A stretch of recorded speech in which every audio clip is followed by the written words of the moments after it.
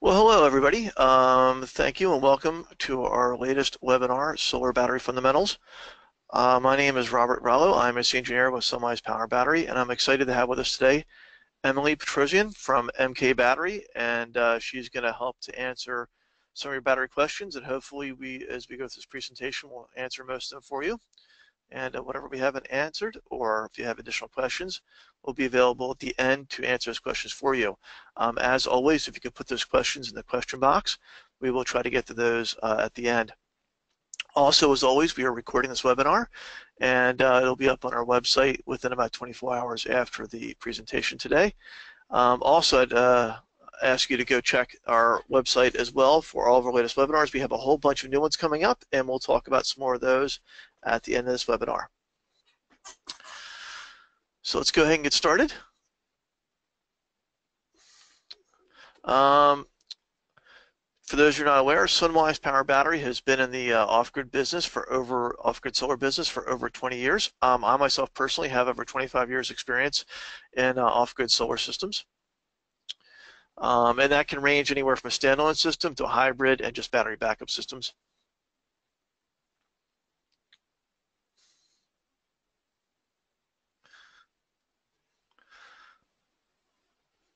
We have SunWize has offices in Oregon and New York, as well as sales offices and other facilities around the country.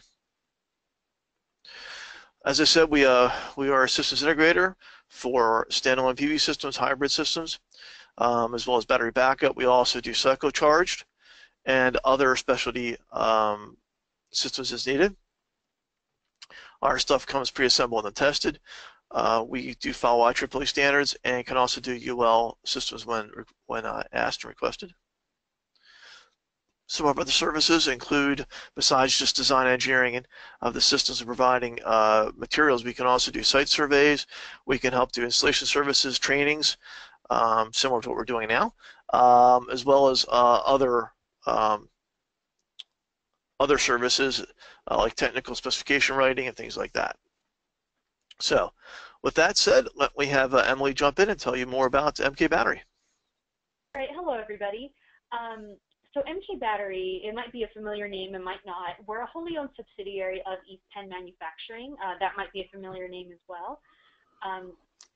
MK Battery actually started back in 1983 here in Anaheim, California, where I'm based, but it was acquired by East Penn Manufacturing in 1995. So we are wholly owned by East Penn Manufacturing, or DEKA, as some people might know them.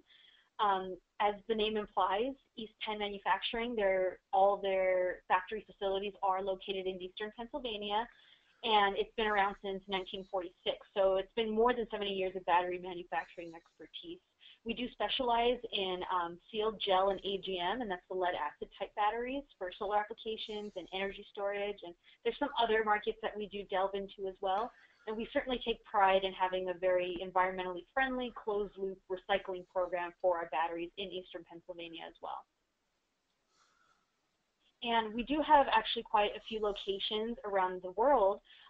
Like I said, I'm based in Anaheim, California. That's where our headquarters are located.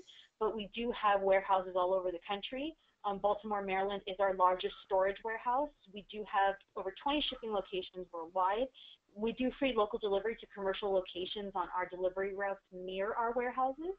And of course, we can do free local recycling pickup as well near our warehouses. Thank you, Emily. To give everybody a brief overview of what we're going to cover today. We're going to start off with battery safety because obviously it's very important. Going to discuss a little bit the difference between AGM versus gel batteries, sulfation, cycle life, charging parameters, temperature effects in the battery. That's going to be both warm and cold temperatures, how they perform in that, as well as temperature compensation for charging. A little bit about the battery charging. Also, are my batteries healthy? How do you know the status of your batteries, basically, as well as battery maintenance at the end.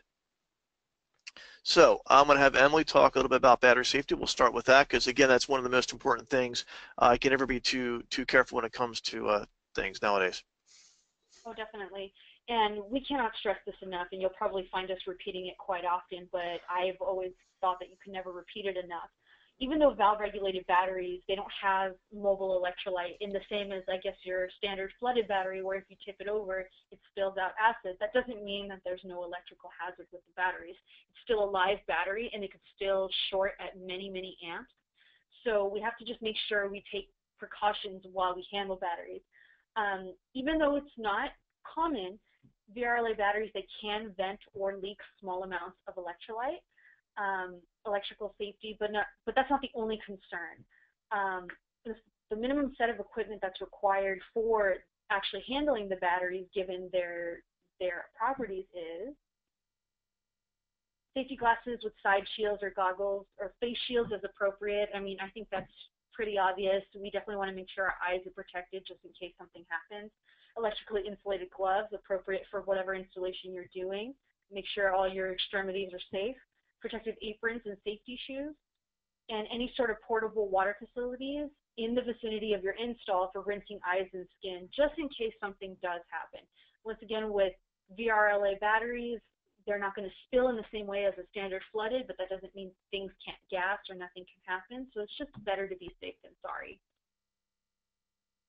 And just continuing that, a fire extinguisher, an acid neutralizing agent. Actually, a very common acid neutralizing agent is baking soda. It's quite cheap to get wherever you want to get it. You can get a lot of it. And definitely if something were to spill or to leak out, you could easily use some baking soda to neutralize the acid so nobody gets hurt.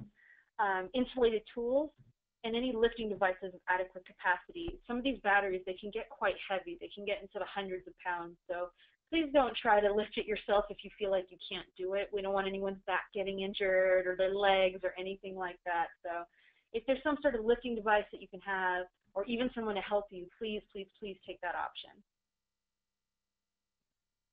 Of course, prohibit smoking in open flames. As I kind of briefly mentioned earlier, VRLA batteries, even though they don't gas as often as, let's say, a flooded battery, that doesn't mean that flammable gases can't be gassed from it, given different parameters and different scenarios. So please make sure that there's no open flames by it.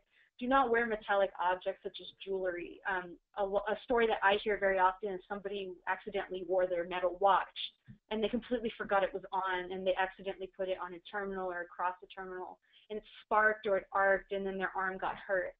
And no uninsulated tools. Another story I hear very often is somebody has an uninsulated wrench in their back pocket, and they accidentally are near the battery and the terminals arc. Of course, keep the top of the battery dry and clear of all tools, and make sure to ventilate the batteries. We'll talk about that a little more later, but it's incredibly important to ventilate all lead acid and probably most types of batteries. Of course, an extinguisher, like we kind of mentioned earlier, just don't use the CO2 directly in the cells due to some shock and potential cracking of cases. And never, ever, ever touch the valves. In our standard kind of flooded type product, you remove the valves, you put some water, you check the levels, you make sure everything's good. But in valve-regulated batteries, that's not what they're meant to do, at least in ours. Ours, they're meant to, if they need to gas, and to gas a little bit and then seal right back up. So they're not meant to be tampered with or touched in any way. The water does not need to be added to them or anything of that sort. And like I said, never install the battery in a completely sealed container. Obviously, there's hydrogen and oxygen, which create water in a VRLA battery, and they're not meant to escape. But if there is, let's say, an overcharging condition that happens just one day, and the vent needs to kind of open and relieve some of that pressure, some of that hydrogen and oxygen will escape. And for those who don't know, hydrogen is incredibly flammable. It only takes a small spark, for something to pop or to explode. And that's not something you want to know. We hate hearing stories about batteries that were stored in really tight garages with absolutely no airflow, and then all of a sudden something popped. Or, it's in a box and something cracked. So even if it's a small amount of ventilation, we always encourage to have some sort of airflow going through whatever enclosure you have your batteries in. Oh, hang on, Emily. Before we talk about AGM versus gel, I'm going to do a quick poll question we have.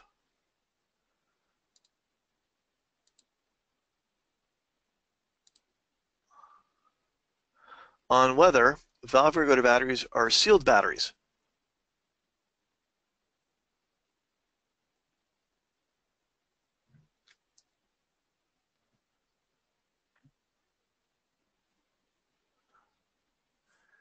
And let's see, quite a few people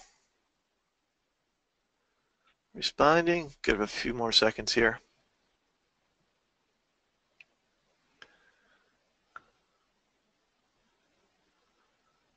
Okay, I think that's enough people. Okay, close that, and I'm going to go ahead and share the results. And as you can see, most of you think that they are not sealed.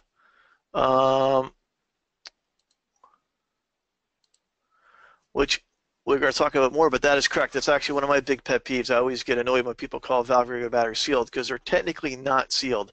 As Emily's been mentioning, they have a little pressure relief valve that can open as needed, and therefore they are not. But I'm going to let Emily talk a little bit more about that in more detail, as well as the differences between gel and AGM batteries.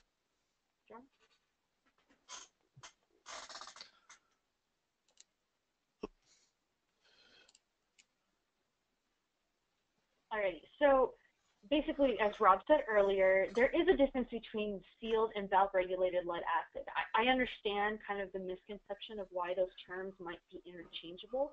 Obviously, like I just said earlier, even though it does have valves, you're not supposed to mess with them, right? You're not supposed to unscrew them or pop them off or anything like that. But that's not quite the same as a sealed battery. A sealed battery, if maybe a lot of you out there have seen some smaller batteries that are maybe like 7 amp hours, just those little ones that you put in your system, and they don't have any vents that are supposed to open and close. They're just sealed, and they just provide the power they need. That's more of a sealed battery.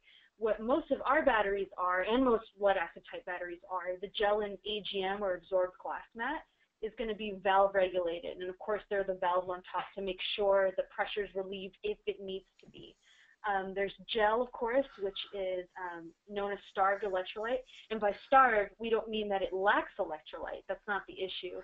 What that term mostly means is if I were to crack open the gel battery and tip it over, it's not going to just spill out acid. You know, not much of anything is going to spill out. Same with absorbed glass mat. That's known as absorbed electrolyte because it does have the normal battery things, plates and terminals.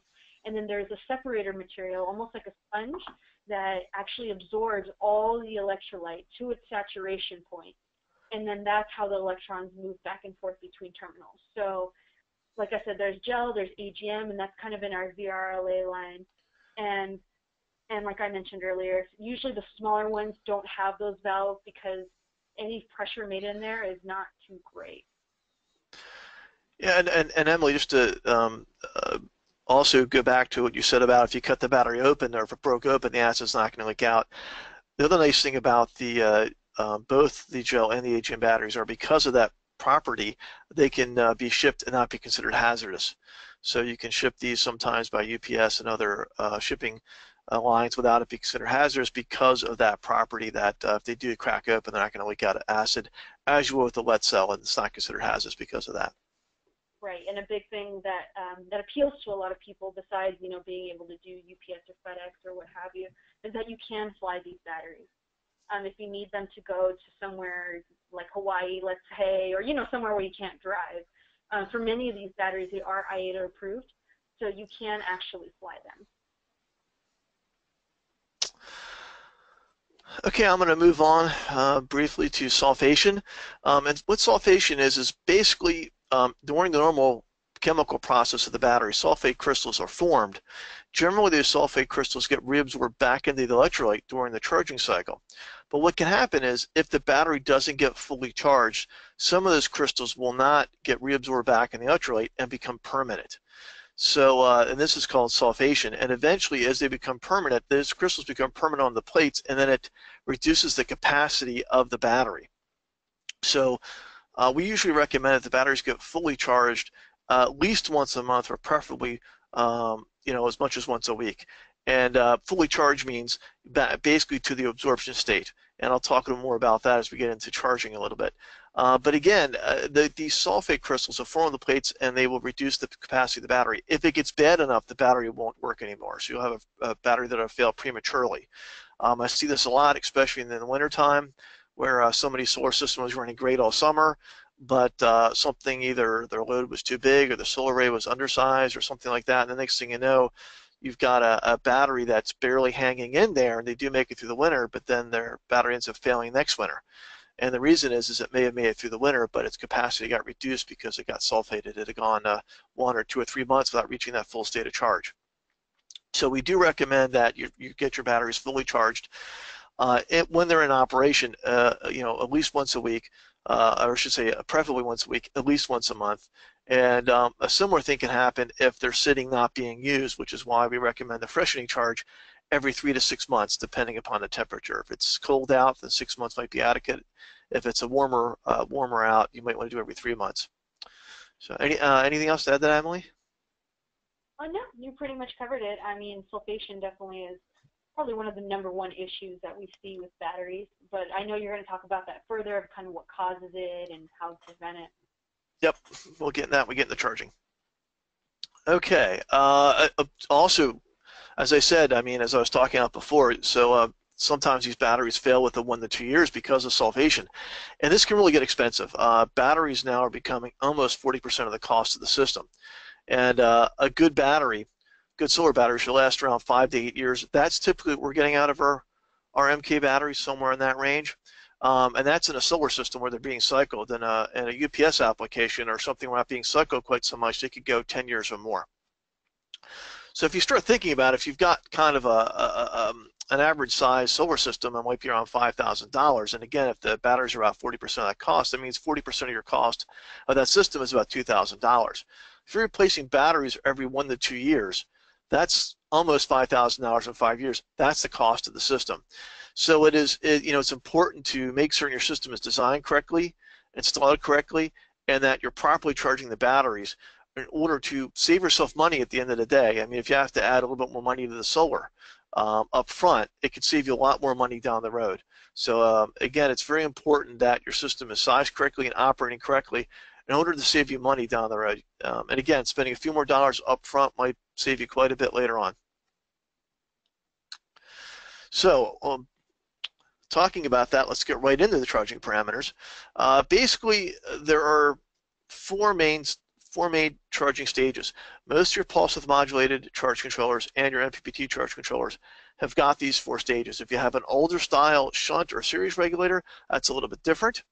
And I would ask you to look at our webinars on controller types and our tech note on controller types to learn more about those. But 90% of the controllers nowadays are going to be either pulse width modulated or an MPPT. So they're generally going to have these types of charging stages. Bulk charging is simply dumping as much current as possible into the battery. And it's going to be basically your array voltage is going to be whatever your battery voltage is, because again, you're just trying to get the current in there. And then as the current goes in the battery voltage will rise on its own naturally. Okay, and eventually you're going to hit a regulation or the absorption voltage, and then it's going to hold that voltage typically for a set amount of time. Depending on the charge controller, it could be anywhere from 2 hours to 6 or 8 hours or whatever. The thing there is, in a solar system, it doesn't really matter because you're going to probably run out of sunlight anyway before you actually get to that completed cycle. If you're lucky and it's only about a 2-hour absorption cycle, you might get to the float stage, which is where you're just going to drop that voltage down a little bit and literally just to lower voltage and literally just kind of trickle the battery at that point. Again, in the solar system, if you get to float, you're doing really well. It probably happens a lot in the summer, but very rarely in the winter. Because again, you will have had to go through the absorption cycle, which generally takes at least 2 hours, if not longer, to get through that. Equalized cycle is actually boosting that voltage for the absorption voltage for a little bit longer. We normally do not recommend that on a valve-regulated battery because what will happen is when you do the equalizer, you boost that voltage, you're going to gas the battery. Okay, and that means that valve is going to open and release the gas out. Once the battery has gassed, you can't get that gas back in. It can't recombine. So what happens is once it's gone, that means then that capacity of the battery has been reduced, because essentially everything happening in the battery is internal.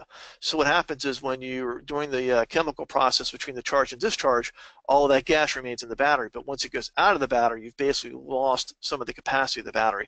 So we don't recommend equalizing unless you need to. So if you have a charge controller with that function, I would definitely leave it on manual and only do that on an as needed basis.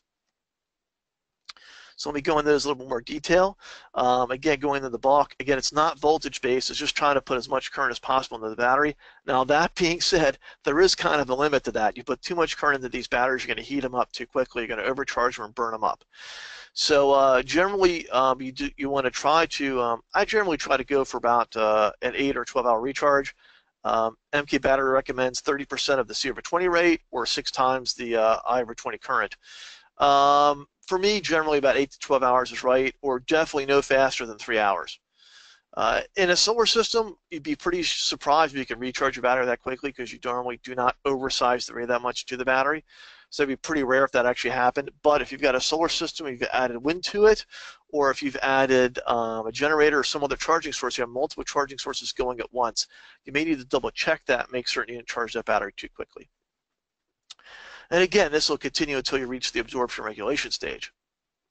Okay, now at the regulation stage, you're going to hold that for a certain amount of time.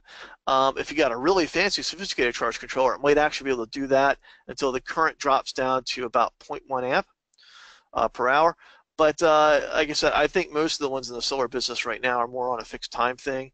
Also, the maximum on that would be 12 hours. And again, in a solar system, I don't see that happening because you're going to have sunset way before that happens. So.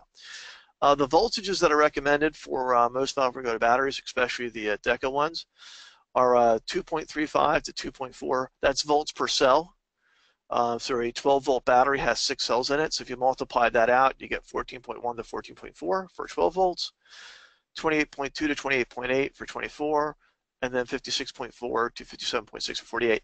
And these are at 25C before temperature compensation or temperature correction. And we're going to talk about that in a little bit more in just a minute. And then the float voltage, as I said, is going to be reduced from the absorption setting. And again, that's a little bit lower, as you can tell, and you can just see those numbers right there. That has no time. With the idea of a float charge is just that. You can sit at that charge forever. That's the number this is something, if you're in a UPS application, these are the voltage settings you'll want for that, for the float. Again, in the solar system, you're generally not floating. You might reach that for a little bit in the summertime if you're lucky, but otherwise you don't get to that often. Equalized charge, as I mentioned before, you really don't want to do it except on a manual basis as needed. And you'll notice even here that DEKA recommends voltages that are just slightly above the absorption voltages. And again, that's because you don't want to gas these batteries too much, or preferably not at all. Once they gas, that's it. You've reduced the capacity of the battery. I would say most of the failures of batteries are either sulfation from being undercharged or gassing failures from being overcharged. So again, overcharging and undercharging are probably 90% of the reasons batteries fail. So it's so important to get these voltages and the charging your battery correctly. It'll save you a lot of money down the road. It really will. Okay, I mentioned temperature correction, and I will go into that in more detail, but basically these are the correction coefficients that MK recommends for the DEKA batteries, and I'll go into these calculations in more detail in just a minute. But first, I wanted to try to give you a couple of graphs here of some of these stages that we just talked about. Again, you can see here's the bulk charge, which is where you can see the battery voltage starts out a little bit lower. It jumps up immediately because you put it on a charge cycle, and then it'll creep up. And you'll notice the charge current's relatively flat, and that'll continue until you reach the absorption voltage. And then you'll notice the current will start to taper down a little bit. You're going to hold that voltage. And eventually, once you reach the float, it'll drop to the float voltage. It'll maintain that for however long it can, basically until the sun sets or until it's needed again.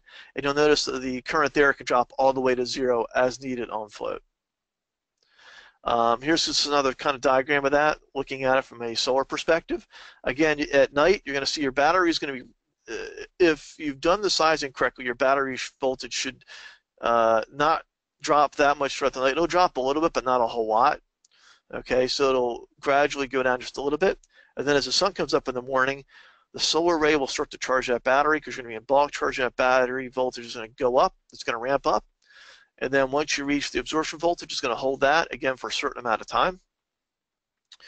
And then once it's done that, it's going to drop down your float voltage. It's going to hold that until the sun sets, and then you're going to go back into your nighttime discharge mode. Okay, so now we're going to talk a little bit about the temperature effects on batteries. And as I said earlier, there are a couple of different effects. Warm temperature has an effect on the battery in terms of operation. Cold temperature also has an effect on the battery in terms of operation. And then the temperature, both cold and hot, has an effect when it comes to charging the battery. So you have to correct for that. We're going to talk about that in more detail. But first, I want to talk about how the warm temperature affects the battery.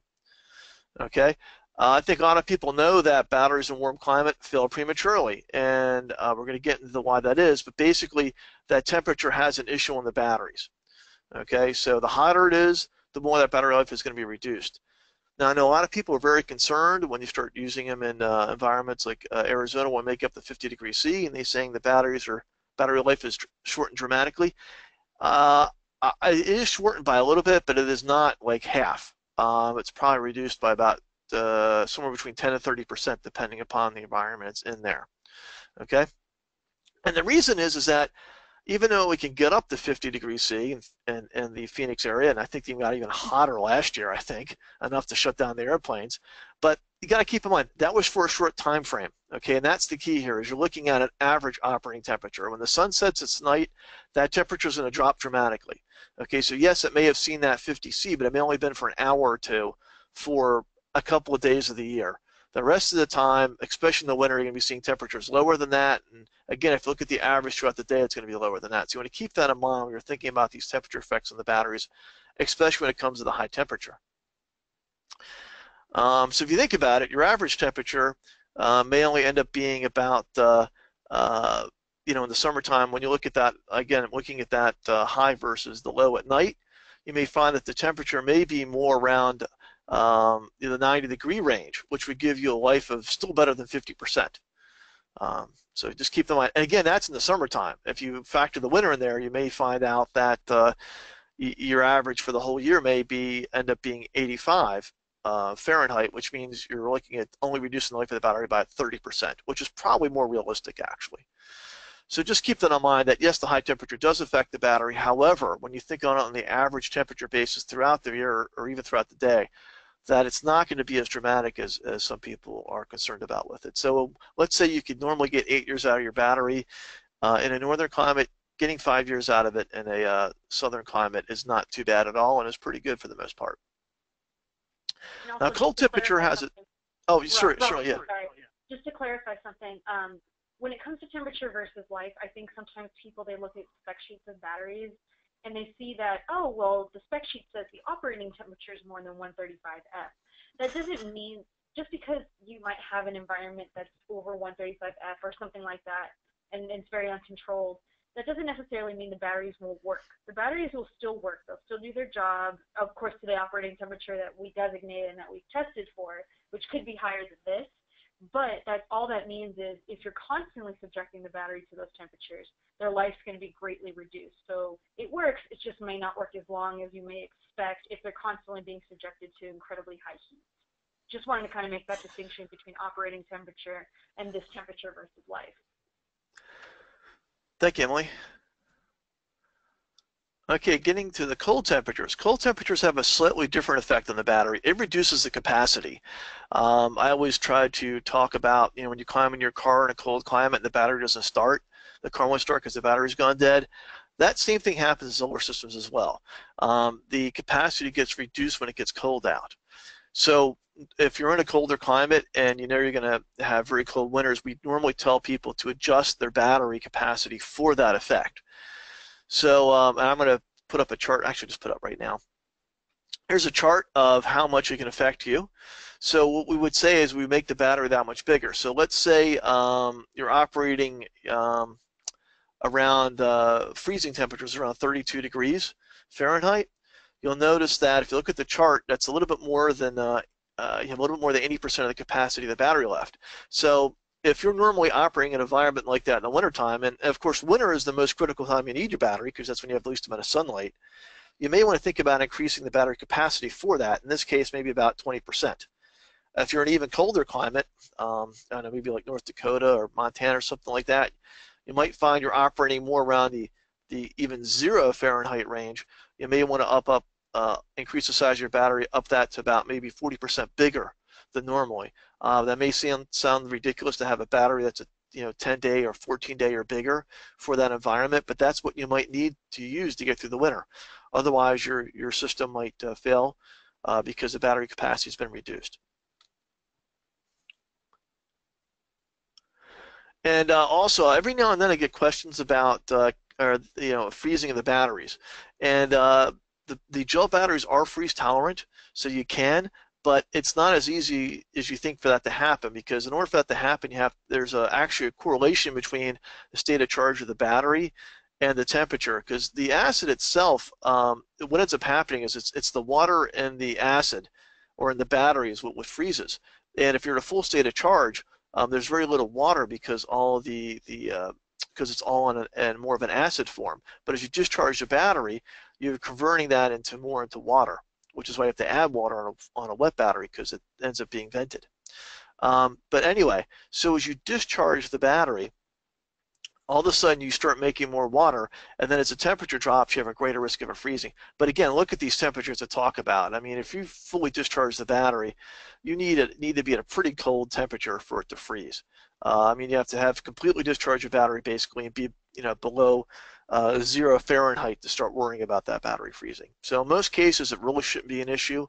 But even if it does, the battery, because of these plastic cases on these batteries, they can flex and tolerate it. Okay, I mentioned temperature correction before with regards to charging, and I'm going to get into that in more detail now. We're going to run through some calculations so you better understand how it works, and so you can make those adjustments as needed when you're doing maintenance on your battery. But the reason for it is the chemistry in the batteries changes based upon temperature. Basically, if it's warm out, that chemistry happens more easily. If it's cold out, it happens more difficultly. So in other words, because it happens more easily at warm temperatures, you need to reduce the voltage a little bit, because it doesn't need as much voltage for it to charge. And then at colder temperatures, it's the opposite. You need to up that voltage a little bit for it to charge more, because those chemical reactions have a little more resistance to it. If you do not correct for temperature compensation, this is going back to the overcharging and undercharging your battery. That's what can happen. So it's very important to have the temperature correction so that you can properly charge your battery again. Again, if you do not have that in the summer months, you're going to overcharge your batteries, causing the gas and reduce capacity that way. And the colder months, you may not charge your battery enough, you may not get the full charge, and they may sulfate. So either one is equally as bad. So you want to try to prevent that. Okay. And again, the charge set points I mentioned before are 25 C or 77 Fahrenheit. As I mentioned, either scenario, either overcharging or undercharging, is bad. They both lead to premature battery failure, basically. Oh yeah, one other thing when it comes to that. Most solar chargers do have a temperature sensor. Some of them have them as an option for remote. Some of them are internal.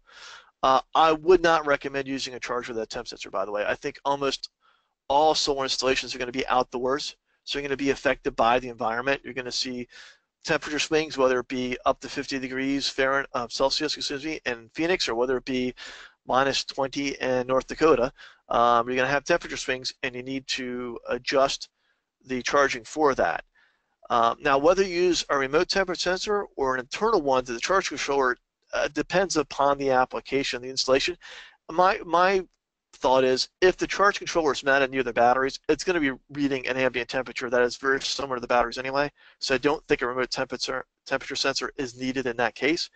If, though, the charge controller is mounted in a separate box or far away or in a sealed compartment or something like that, then a temperature probe that is remote and placed near on the batteries would be better for a more accurate reading. Okay, so again, I think a remote temperature sensor is needed if the charge controller is installed in a separate box or away from the batteries. But if it's right next to the batteries and it's reading the same temperature as batteries, I think an internal one's fine. It's going to be accurate enough.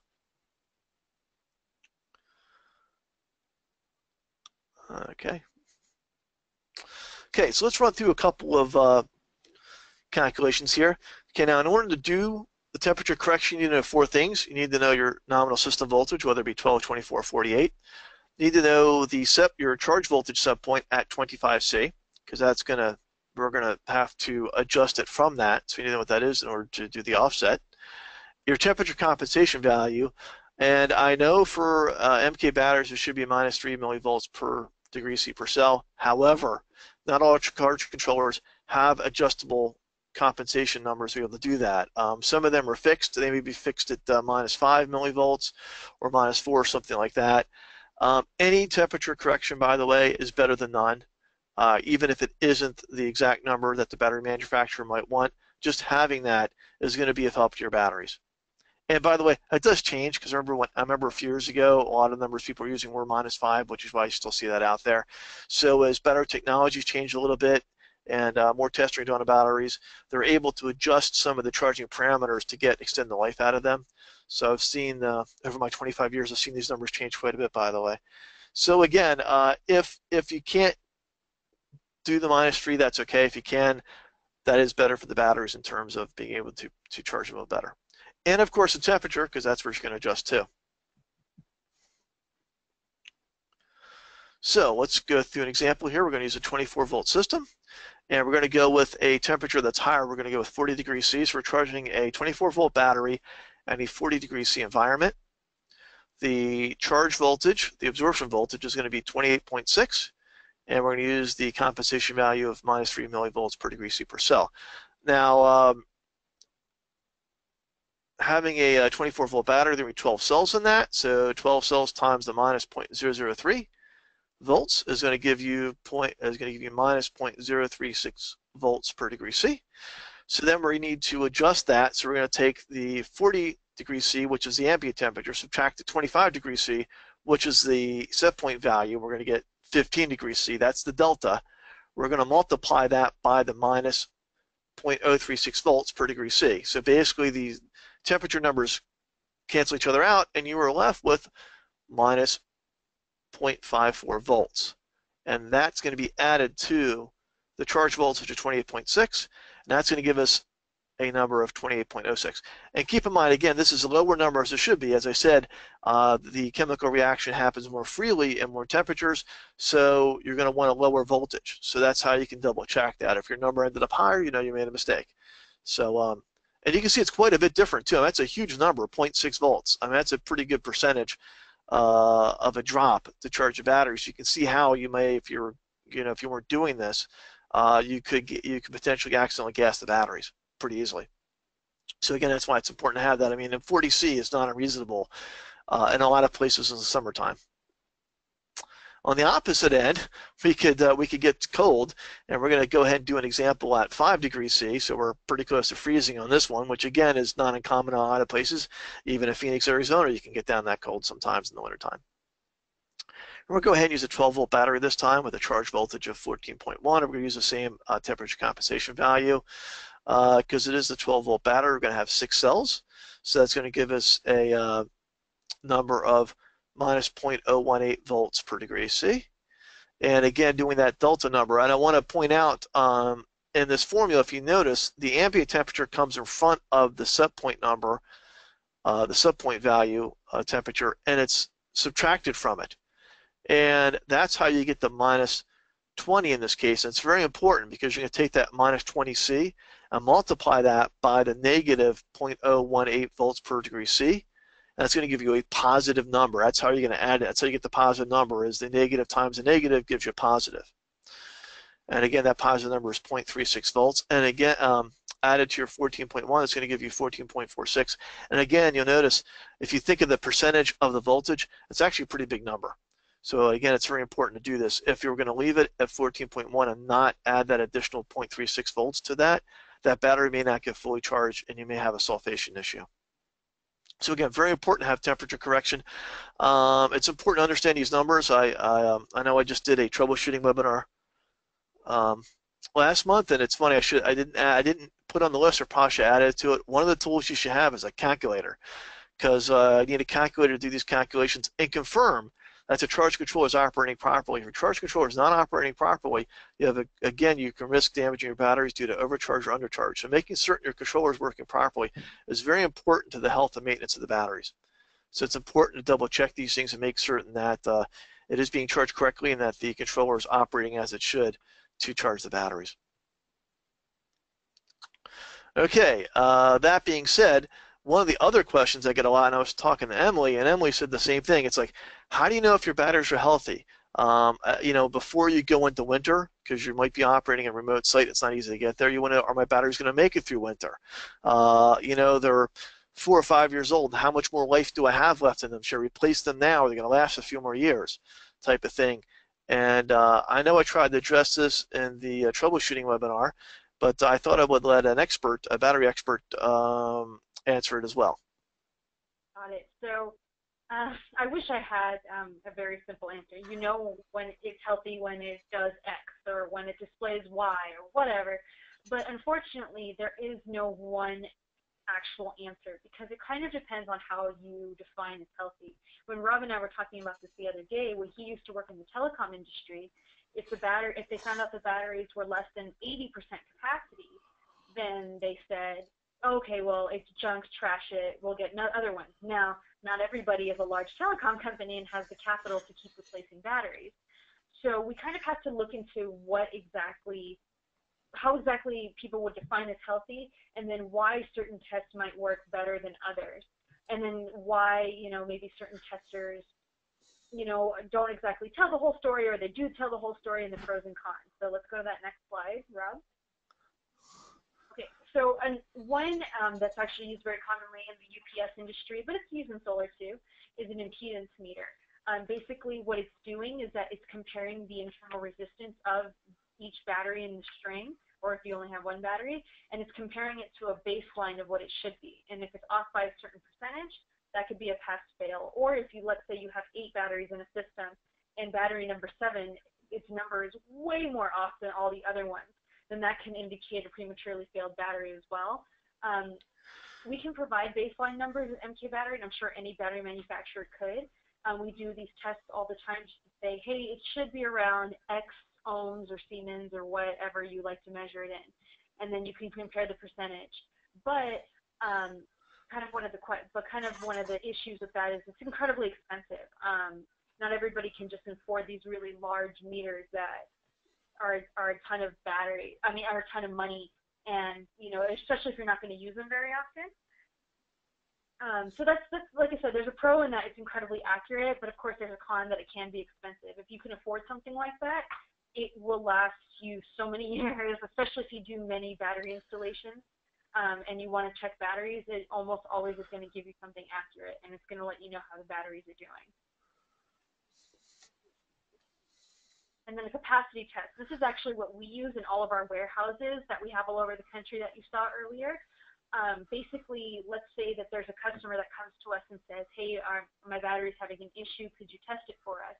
What we do is we bring it back, and we fully charge the batteries like it says before, and we actually put a tester of ours that puts a constant load on the battery for a specific period of time. And of course, we'll recharge the batteries. We'll probably do it once or twice more. And basically, the test, it sees how much it should be giving and how much amp hours the battery is already giving. Now, for us, sometimes if we see that a battery is over 70%, we can consider it a pass. But like I said, in certain industries, like the telecom industry, if they saw it was 72%, they could say, no, we don't want that. We're done with that. We're going to replace it. So what we do is, this is not only to see the quote-unquote health of the battery, it actually shows how much capacity is left. So let's say you have batteries that are a bit older, and obviously a battery that's older is not going to have the same capacity as a battery that just came out of the box and has never been used before. And you think that you maybe have 100 amp hours just to make an even number to give to your system, but in reality you might only have 73 amp hours or something like that. That can kind of tell you how the battery has degraded over time, maybe give you an idea how it's going to start degrading and stuff like that. So even though it's, let's say, 73%, to you, because the battery is maybe 5 years old, that's considered healthy. It still has a good amount of kick in it.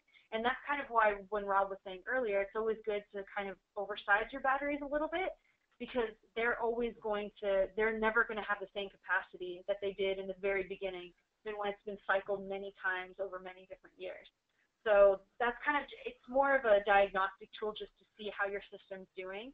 And of course, once again, if you test your batteries, if you have 8 batteries and almost all of them are reading 70 something, but there's one that's reading 30 or something like that, that might tell you something about that particular battery or how it's been used.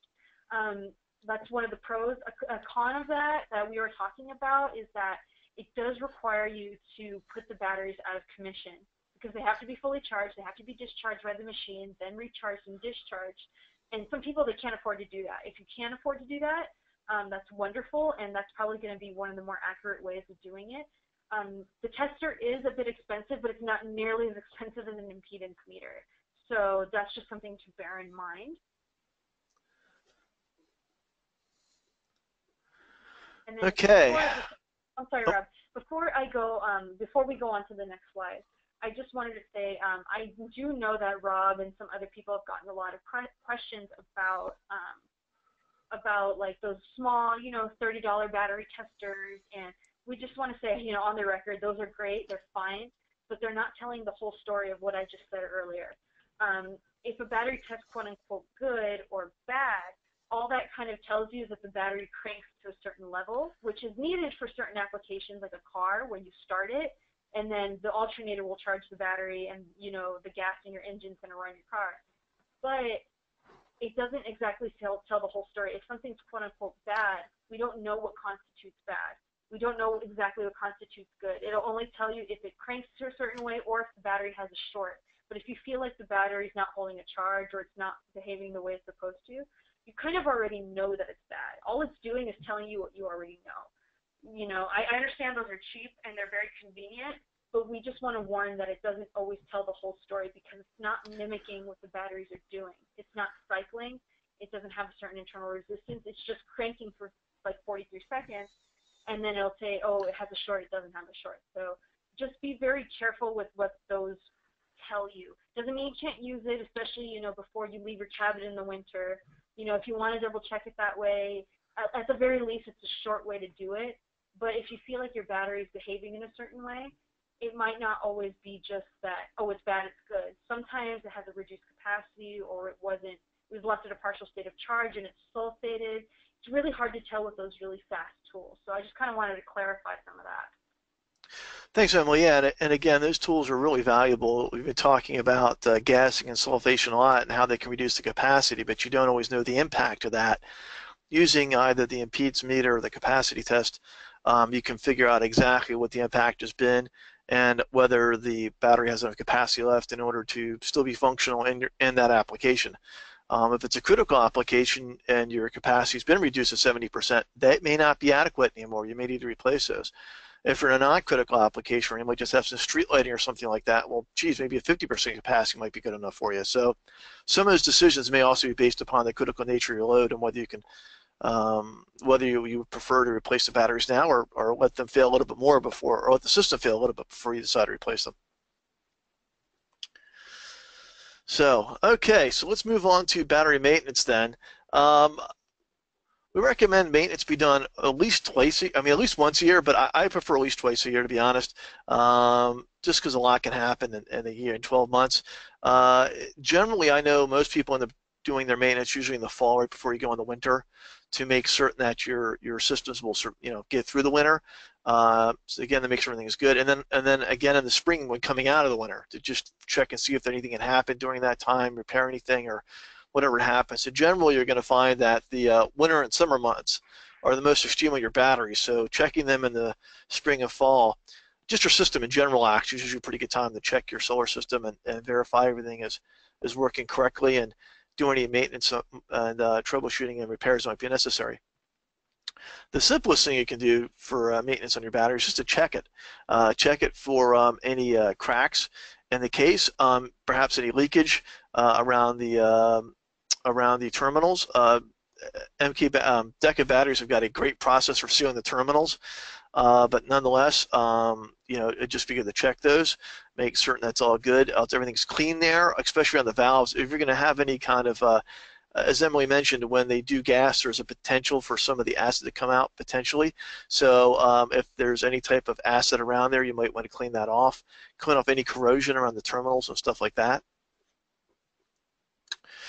Also, along with that, you want to do a mechanical inspection, making certain that all the connections are tight. I find that there can be, over the years from thermal cycling, you can get a lot of loose battery connections. That's a pretty common thing as the batteries heat up and cool down as they're being charged and discharged. So especially the terminals, there can be some stress there that can cause them to loosen up over time. So it's very important to check those regularly. And also check the crimps for the same reason. I think most battery cables usually have crimped lead connectors on the end, so it's important to verify that those are still good. And of course, always check for corrosion on that. It's very common to have corrosion at those connections, so you want to clean those as well to make certain everything is working properly. If a voltmeter is really handy to check the battery voltages. As Emily was talking about finding batteries that are slightly different than the other ones, you can do the same exact thing just by reading the voltages. If you're reading a bunch of 12-volt batteries and most of them are reading 12.5 volts and one's reading 12.0, well, that's indication of something wrong with that battery and or the way you're charging or using your battery, so you might want to look into that further. But if they're all pretty close to the same, within about 0.3 volts of each other, of the average, and that's probably pretty good. So again, that's what you're kind of looking for, is looking for the one that's kind of out of line with the rest. I've talked about the charge controller quite a bit and how important that is, and again, that being the case, you want to check that when you're doing your maintenance as well. You want to check just take a look at the status and the LED indicators on the charge controller, see if there's anything out of the normal there, see if there's any errors or anything going on that you need to check and correct. You want to check your charge settings, confirm that everything is good there. Make certain perhaps the temperature sensor is working correctly and the probe hasn't been damaged. And of course the temperature. I've talked about the temperature compensation quite a bit. So if you're going to double check all those numbers, make sure everything's working properly, you're going to obviously have to know what the temperature is. We talked about cleaning the batteries. Yeah, and Emily already mentioned, again, using an acid neutralizer or baking soda basically is pretty common. You can get that like any grocery store. That's a pretty common way to do that. Okay, and again, we cannot stress battery safety enough. Again, making certain that you're handling your batteries in a safe manner. Actually, Emily, you want to go ahead and cover it again? Oh, no worries. So, like Rob said, we can't stress this enough. I mean, I will say it 5 times over if I have to in one presentation. Just make sure to read any sort of safety and handling precautions. You just better safe than sorry. Make sure to store the batteries in a cool, well-ventilated area away from heat or sparks, like I said. A common thing, not a common thing, but something that has happened before is sometimes they store their batteries in very tightly sealed garages, and it gets really warm in there because it's not ventilated or controlled in any way. So, and then it just takes one tiny thing to spark or to cause a flame, and then the batteries, they bust open and they crack. And it's definitely happened a few times. Use insulated tools. A very common thing that people do is they accidentally put a non-insulated wrench or something like that across terminals. Of course, that causes it to short circuit, and that could be thousands of amps in your hand or in your vicinity. And make sure that you don't have anything, make sure you don't have anything of metal that's going to be even near the terminals that can cause them to arc and cause them to short out like that. If you have to insulate the terminals, we sell terminal boots. Many other places, hardware places, sell terminal boots for batteries. It doesn't have to be from us. But if you feel like insulating the terminals will be safer, then go ahead and do that. It's very cheap to buy some terminal boots. And actually, even just wrapping electrical tape around some of this stuff is easy enough to do and will help provide quite a bit of protection against shorts. Okay, as always, up on the SunWize website, we have a lot of wonderful tech notes out there and other webinars. I mentioned the battery controller, the charge controller type 1. There's a lot more information on charge controllers out there. We've also got additional stuff on batteries. MK Battery, their website has got a lot of great information as well. They got a great technical manual up there. Matter of fact, a lot of material in this webinar, in this presentation, came right out of their manual, both their installation manual and their technical manual. So again, they have some great information up there as well.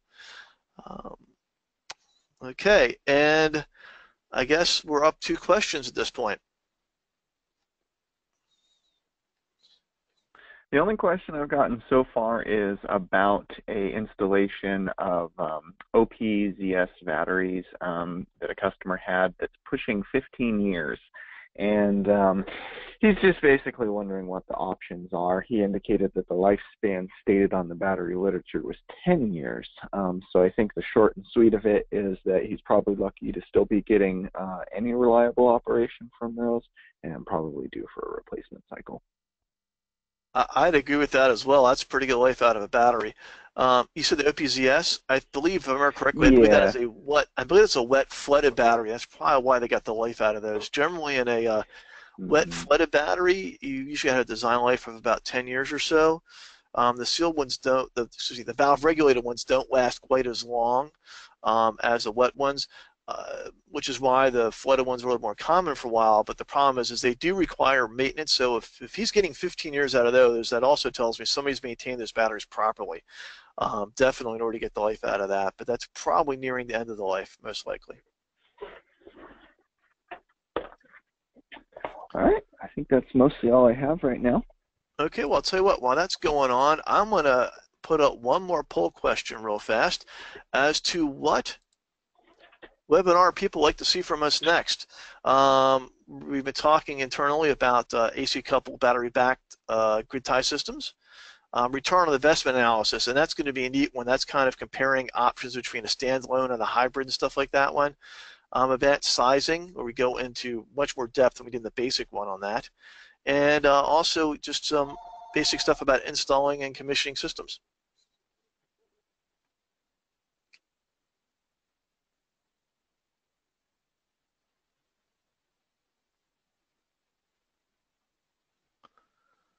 Okay, it looks like a little better than half the people have voted now. So we will go ahead and close the polling. Let me go ahead and share those results.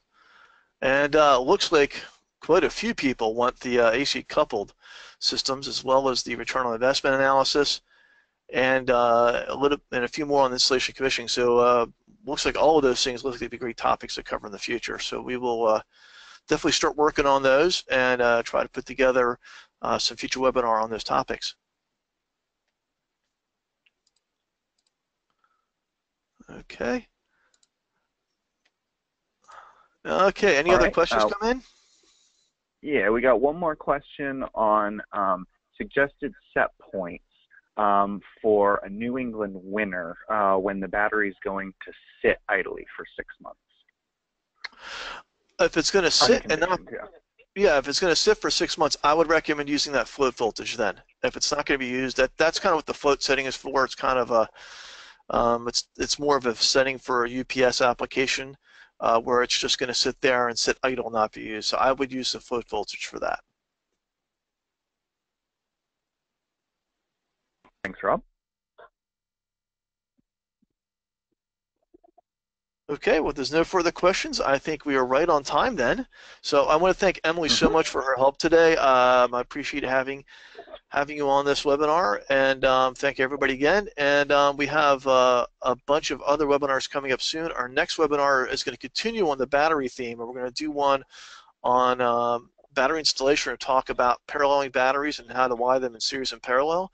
I've seen a lot of incorrect parallel batteries wired in parallel, and it's very important to do that correctly. So we're going to cover that in a little more detail, as well as what to look for in battery enclosures, why they're needed, and stuff like that. So we're going to go into some of the more practical applications of that stuff you need to know with regards to that one. So that's our next one coming up next month, and then I think we're going to come back around to the basic system sizing webinar again. That was a very popular one. We've had a few people ask more questions about that, so I think we're going to have that come up again. And I think we may have another one in there as well. So we have a bunch of webinars coming up again soon this fall. So, you know, keep checking our website. We'll be sending out emails as well with the links for those, and keep checking our website. Under the webinars tab, our webinar section, you'll find all the old ones plus all the new ones coming up. Okay. And again, thank you all for your time today. And Emily, thank you again. Thank you, everyone. Thanks, everybody. Thank you, Emily. All right, bye. Take care.